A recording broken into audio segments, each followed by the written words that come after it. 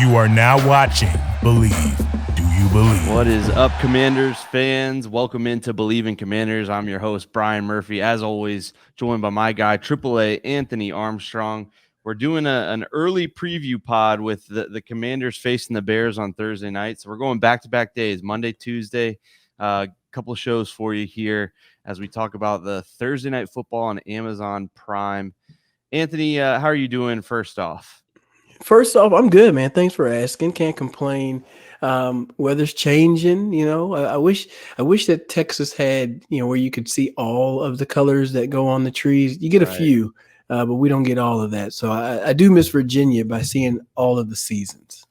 Yeah, the trees are slowly starting to change here in Atlanta. So nice that fall is around the corner. And as we know, fall means football. So hopefully it starts to cool off a little bit. The Commanders have been pretty cold. We'll talk about their line going up against the Bears, but tell us about Bet Online, who helps to bring the show every time. Yes, indeed. Shout out to the folks at Bet Online. Football is back. Football is here. And Bet Online, it remains to be your number one source for all of your football betting needs this season. You're going to find the latest odds, matchup info, player news, and game trends. And as your continued source for all sports wagering info, Bet Online features live betting, free contests, live scores, and giveaways all season long. Always the fastest and easiest way to bet all your favorite sports and events like MLB, MMA, tennis, boxing, and even golf. Head to betonline.ag to join and receive your 100% welcome bonus with your first deposit. Make sure you use promo code BELIEVE, B-L-E-A-V, to receive your rewards. Bet Online, where the game starts. Brian, real fast though. Yeah, the Braves. I'm not picking a sore spot. Are the Braves in it, or did they? They are. They're playing right now. I shaved the stash for a playoff stash there. If you're watching, but it's not going well so far. As of right now, it is 6-1 Phillies. The Phillies are putting it on the Braves at home, so not a good start. Game one. It's only game one. Yeah, they got a lot of games to play. A lot of baseball. The Braves did lose their first game of the postseason last year, went on to win the World Series, so I'm not too worried yet, but the Phillies do look pretty good, so hopefully good news there. But you can bet on all the MLB playoffs at Bet Online. They got everything for you, so use that code, and they'll match it 100%. I thought I was reading that wrong. 100%. You put in $100, they will match it. I mean, that's pretty sweet. Yes, indeed. And it's fun too. I played some of my picks last week. I only played the 3 afternoon games, just a little $10, and I won. I just picked the teams to win. I picked Dallas, I picked Philly, and I picked San Francisco. All three of those teams won, and I won me a couple of dollars. So I'm pretty happy with that. We might have to do like the AAA parlay of the week or something. Ooh, I like that. I like how that sounds. How that sounds. All right. So what I don't like how things sound right now, Ron Rivera, we're just going to kind of bite the bullet before we get into the game against the Bears. Ron Rivera was asked yesterday about his team. He was kind of asked, I think the questioning was along the lines of, why are the Commanders a step behind the rest of the division? Obviously, Philly's sitting at 5-0. Both the Cowboys and the Giants are at 4-1. And his short answer was quarterback.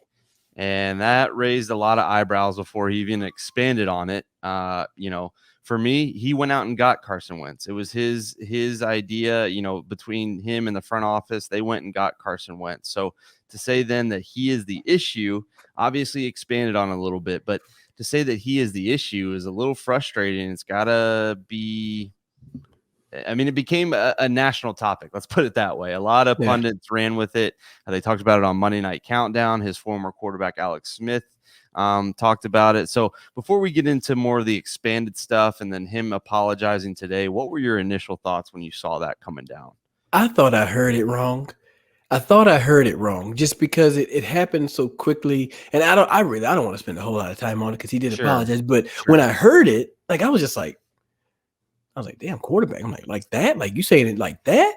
And then obviously, yes, the explanation, it kind of helps expound. But I mean, hell, I've been called out in the media before. I've had my name dropped by a head coach in the media before due to like a lack of performance. But the frustrating part was, on my side, it was something different that was going on in the inner workings where it was like, don't let me get to saying these other things. But, I don't think it's going to be a back and forth. I'm sure that they're going to handle everything like a gentleman. But yeah, I was surprised to hear that, especially like you said, how they went out and got Carson Wentz and brought him in. It was really surprising to hear him drop that position so quickly as to why, the team is faltering. Yeah, and I think he went on to say that, having a new quarterback is kind of what he meant by that. Still, I can't even get behind that though, and with the fact that Cooper Rush, is basically a new quarterback. Daniel Jones has an all new coach. He's basically a new quarterback, and I know that Jalen Hurts is playing out of his mind, but this is only his second full season, so I don't want to hear that as an excuse. I think he did walk it back. He said today that he had a bad day. He apologized.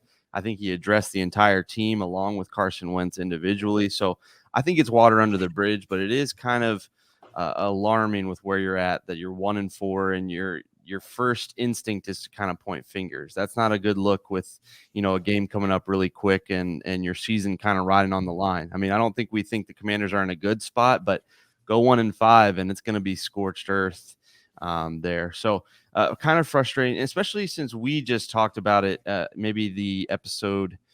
I think it was maybe the episode leading up to the Titans. I said that Ron Rivera was always really good about putting the blame on himself. I felt like he always kind of turned it towards himself and kind of let the players play. And he went totally against that there with that comment. So that was kind of a frustrating move for me. Yeah, I mean, when you talk about just the quarterback position, you can say, yeah, sure, quarterback. You can address it in multiple ways. You can say quarterback play. I mean, and all of those things are, they're true, but it's definitely not the only thing. It's not the only thing. So I don't want anybody to be like, it's just hit, it's just Wentz. Like I said before, said last show, say it time and time again. There's more positions on this team, and frankly, there's improvement that needs to be had throughout the organization. I think he said from head to toe, and that includes from the training staff, the coaches, the weight coaches, the strength coaches, all the way up to the front office. Yep. Everybody needs to play better. They need to coach better. They need to do their job better to help uplift this organization. So it's not just one person. It's not just one position. Yeah, and I think he realizes that, and I think the team realizes that everybody's got to play better. It's not just the quarterback. And if you're looking at stats strictly, Carson Wentz is a top 5 passer. I think he's probably top 6 or 7 in passing touchdowns. I know that comes with a lot of context that goes with it, but yeah, quarterback I think is probably towards the bottom of the list for me. I think your offensive line has got to be up there. Your secondary's got to be up there. And again, we could sit here and point fingers. The whole entire team could sit here and point fingers, but it just comes down to your 1-4. If you were 3-2, I could say maybe it is a position or two that is causing, a couple of losses. But when you're 1-4, nobody should kind of be pumping themselves up. Everybody should be taking a look in the mirror and figuring out what's wrong. And we talked a little bit about in the recap of the Titans game that one way or another, you got a game on Thursday, you got a game 48 hours from now, you got to flush everything and you got to get back out there. Otherwise, this thing's going to start to compound even more than it already has.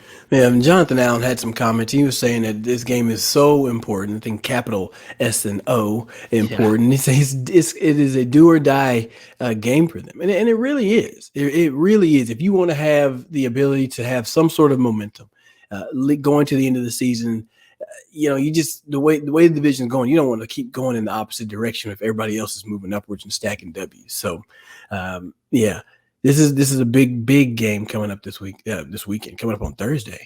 Exactly. Well, let's get to it. So the Commanders head to Chicago to face the Bears. The Bears are 2-3. They were sitting at 2-1. They lost a couple of games in the last couple of weeks. They were close games. They were 1-score games to both the Giants, and I think they had the lead late in the second half against the Vikings before the Vikings pulled away to win by 7, I believe. So the Chicago Bears, not a pushover by any means. You got to think that they're kind of fired up, hopefully trying to build off of some solid play and putting some things together. Justin Fields is still a work in progress, but they have a pretty solid rushing attack in David Montgomery and Khalil Herbert. Just an outsider's point of view, what are your initial thoughts on the Chicago Bears, the Windy City, what the Bears have to offer so far this year? Well, as a city, I love Chicago. Great city, great great food, great architecture. Take the architecture tour if you ever go. As a team, they're just a work in progress. They're just a work in progress, and I feel like they're just trying to find ways to win, and they're probably looking at this game saying, hey, this is something that they would love to get a W. They're probably feeling fairly confident. I mean, the spread has went down to just being a straight up pick. Just pick the winner now. So Chicago they're one of those teams where they have enough talent, like talented players, that they can make some big plays. Justin Fields is a dangerous quarterback with his feet and with his arm. Darnell Mooney has made some great catches. This is just it's a team that has some splash players around there. Roquan Smith on defense. Coach Matt Eberflus, he comes from Dallas and from Indianapolis as well, so he's going to have a lot of experience coaching. I've known Flus from back when my time in Dallas, so he's going to have those guys well prepared. But they're still trying to find an identity. I think that it feels like they're clashing with the old school and the new school with Justin Fields back there. It's like they need to have a mind that's going to unleash his best abilities, but there's something about trying to hold to some of the old football that went down in Soldier Field. Yeah, they certainly run the ball well, or at least from an outsider's point of view with those two running backs. It seems like, Khalil Herbert just kind of stepped in when David Montgomery was banged up, and then Montgomery was back, added some receptions in the receiving game, had a rushing touchdown last week against the Vikings. But I'm with you. It seems like I don't know if they feel like they're limited by Justin Fields or if they're trying to kind of work things up with him. But I think that they are by far one of the last teams in passing. I think there was a stat that they had only had like 23 completions, maybe through 3 weeks. Yeah. So maybe it's coming, but this certainly should be a chance for the Commanders defense to make a play or two. They've played the run really well. I know Derrick Henry was Derrick Henry last week, and that is what it is. But so far this season, they have really played the run very well. And I think if they can do that and kind of force Justin Fields to have to make some throws, you might, crossing my fingers, hope to God you can create a turnover or two, which you haven't done since week 1. It seems like a decent recipe for this Commanders defense. When I went to look at the stats, yes, the Bears are last in the NFL in passing yards, 679.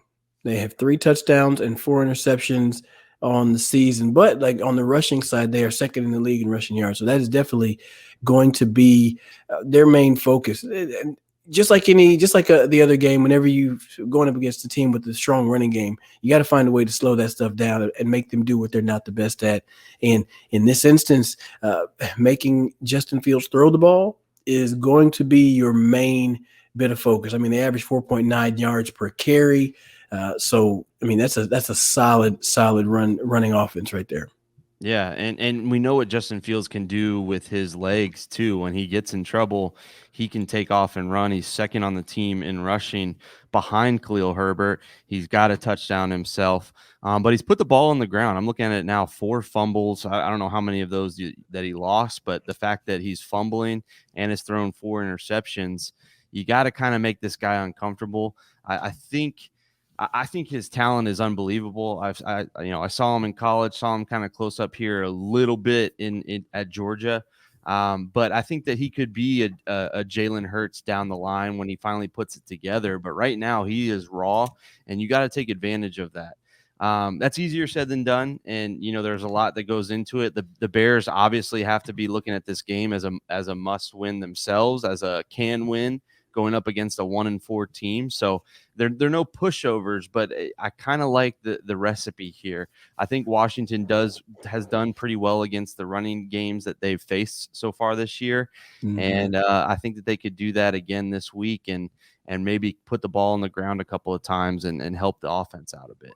Yeah, the Washington defense has given up 553 yards on the ground so far, and about 5 yards of carry. So that's actually 4 yards of carry. I'm sorry, but the Bears defense, they're close to 5 yards of carry, 850 yards on the ground, 8 touchdowns as well. So the running game, having a running game for Washington and then stopping a running game for Chicago should be huge. And that grass at Soldier Field, it's a little bit slick. It's like I don't know what type of grass seed it is, but it's a different kind of grass. So footing becomes an issue. Having to wear longer cleats becomes a thing. So, yeah, running the ball. That's good. That's probably going to be the way to play it. A good game for Antonio Gibson and Brian Robinson to get going. I think Washington ran the ball 17 times. You take out Carson Wentz's 5 scrambles. I don't think any of those were design runs. I'm going off the top of my head. So basically, you ran the ball 10 to 12 times last week. That's not a recipe for success. I know it's a throw it around the yard kind of league now, but you need more than that. You need more than 10 rushing attempts with your leading rusher getting you 22 yards.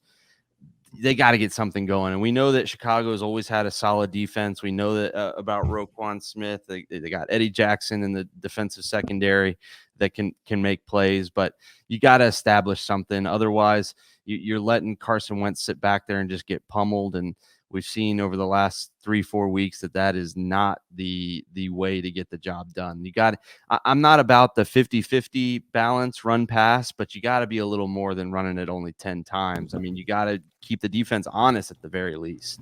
No, 100%. I mean, I play receiver, but I understand the importance of running the ball. I mean, the reason I was able to get down the field and have big plays was because of the success of the running game. Plus, I'm fast as hell. Yeah, so those two things combined, you saw how De'Ami Brown had success getting deep, right? That's the type of thing that can happen when you have a running game that's actually producing, and it's legitimate. It's legitimate. You don't really run. I'm not a fan of play action of stuff that's going horizontally. That doesn't do it for me. That may get a linebacker moving. You can get a little RPO. I'm trying to get downhill, put the ball in the stomach of AG, Brian Robinson. Then you got to back up and then pop one up top, go deep ball. That's what you got to do. That's what I'm looking for. Chicago will give you opportunities for that.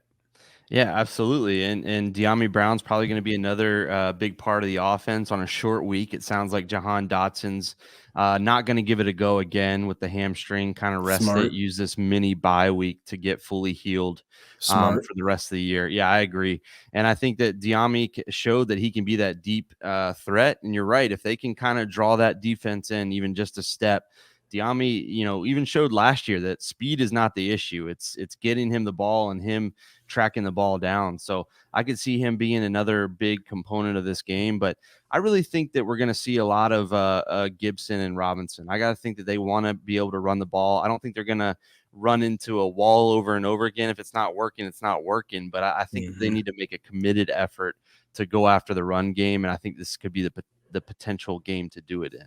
That is the truth. Against the pass, the Bears giving up just under 1,000 yards so far on the year, 4 touchdowns that they've given up, and 5 picks. So they get their hands on the football, but they only have 8 sacks. So that leads to me that ideally Carson Wentz is able to stand upright a lot. He won't have to worry about people being at his feet, and they'll be able to make some throws into some zones. But like we've been preaching, got to get that running game going. Get that running game going. A lot of times the running game is just a great way to calm a quarterback down. Yeah.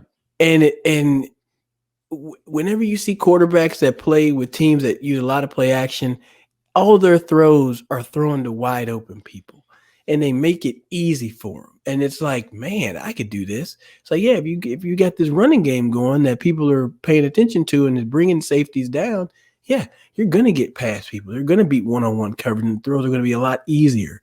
Now, if you're going at it with the complete opposite mindset, teams are expecting you to throw. The windows are tight. People are fast and very, very agile on the defensive side.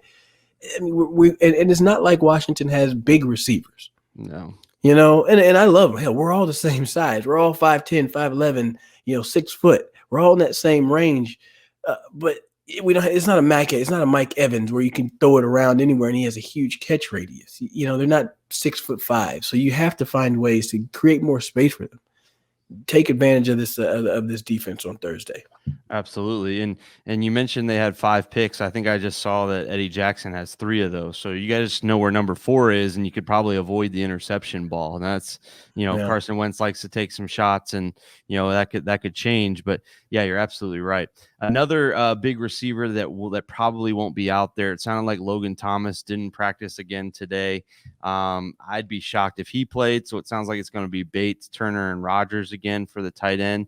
maybe get some of those young tight ends involved. See if you can kind of work them into the game to kind of mix it up a little bit. Everybody's going to be eyeballing Terry the whole way, Curtis Samuel as well. Maybe get those tall tight ends involved, and maybe kind of turn them into some makeshift big receivers there, because they certainly have the size. It's just got they're raw, and so see what you can do there.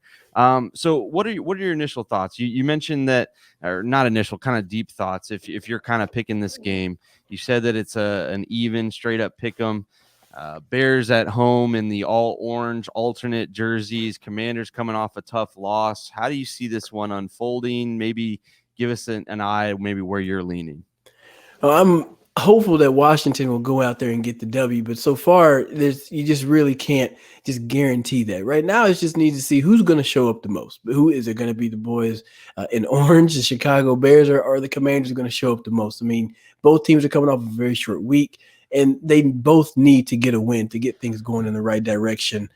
So for me, it's going to come down to who takes care of the football, who's going to be more physical, and you please score some touchdowns. Yeah. After last week, it can't be no 12-6, 12-9. All right, Joey Sly, I'm sorry, baby. Only extra points for you.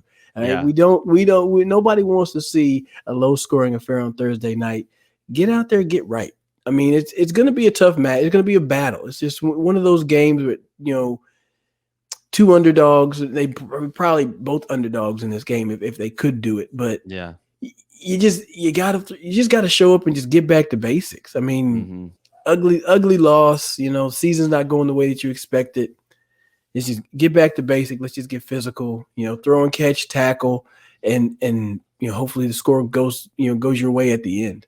Yeah, this is definitely not a pushover game for the Commanders. I think maybe when the schedule came out, you kind of circled this one as one that would most likely go your way, but I can't lean that way. The way this team has come out slow week in and week out, they got to show me something before I'm going to start believing in them. If they can put some drives together, if they can continue some of that momentum from the Tennessee game where the offense looked like it was kind of getting into rhythm, maybe I'll change my tune. But to me, I think Chicago, just as much as the Commanders need a win, the Chicago Bears need one too. They can't fall any farther behind. The Vikings look like they're legit sitting at 4-1. We know the Packers are always a threat.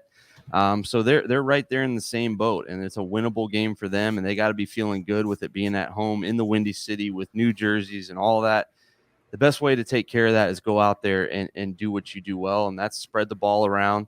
But like we've seen Carson Wentz do when he's been successful, go make some plays, throw some things at him that you haven't seen, and maybe we'll be changing our tune. But right now for me, I can't help but give the edge to the Bears, as frustrating as that sounds. But the Commanders just haven't shown it to me, and until they put it together, until they put it together in a couple straight weeks, I'm going to find it hard to be picking this team to do much of anything.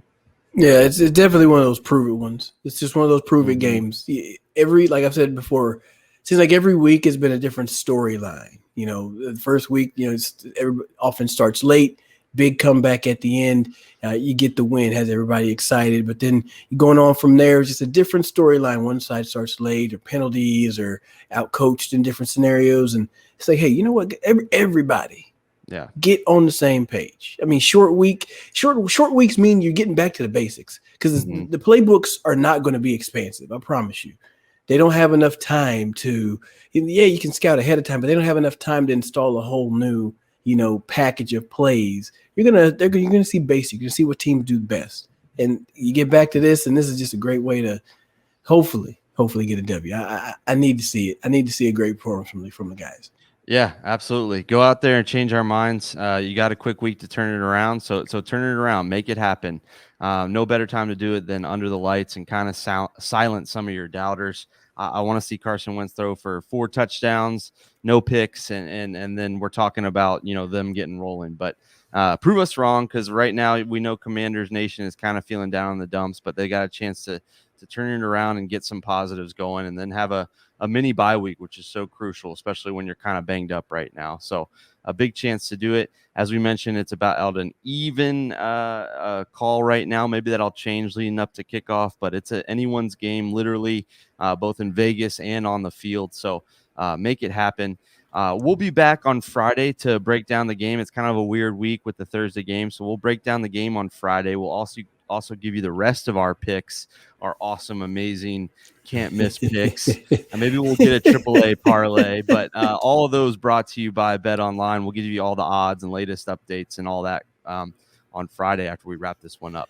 I like that AAA parlay, man. That's pretty good. We might have to make a banner and a sign and everything for that. But real quick, I'm throwing you on the spot here. Give me one X factor, one player that is going to make the difference for the Commanders on Thursday. I'll start off. I think that Brian Robinson, he might not have 150 yards. I don't think I'm expecting that, but I think he's going to have a couple of big runs that draw that Bears defense in, that allows the deep game to happen for the Commanders. So give me Brian Robinson. You know, my first inclination was Terry McLaurin, but I think he's going to get way too much attention early. Yeah. And as you mentioned, Eddie Jackson finds his way to that football. Right. Don't mess with that boy. So I'm going to go to last week's star player, Dyami Brown. Okay. Dyami Brown. I think that as the game goes, he's going to get some respect early. They're going to say, okay, hey, you know, two can fly. Yeah. Two can fly. So give him a little respect. But as the game goes around, they're not gonna be able to, you know, always play off. They're gonna give him a chance to get deep, and I think he takes advantage. So Dyami Brown, he's gonna be my X factor. All right, let's see what happens. Hopefully, we're talking to you on Friday after a big Commanders win on Amazon Prime. If you still haven't figured that out, good luck. But it is on Amazon Prime on Thursday Night Football. We'll be back to talk about it, talk about all the rest of our, I might have said week 5, week 6 picks. I can't believe we're in week 6 already. We'll do that and more. Again, thanks to Bet Online. You can hear us on TuneIn, SiriusXM, all those places to check us out. This video will be up on YouTube as well. You can see my awesome mustache or lack thereof. But we'll be back next time to talk to you guys, like we said, hopefully after a Commanders win. Thanks for checking out Believe in Commanders. Yes, indeed. I'll be easy.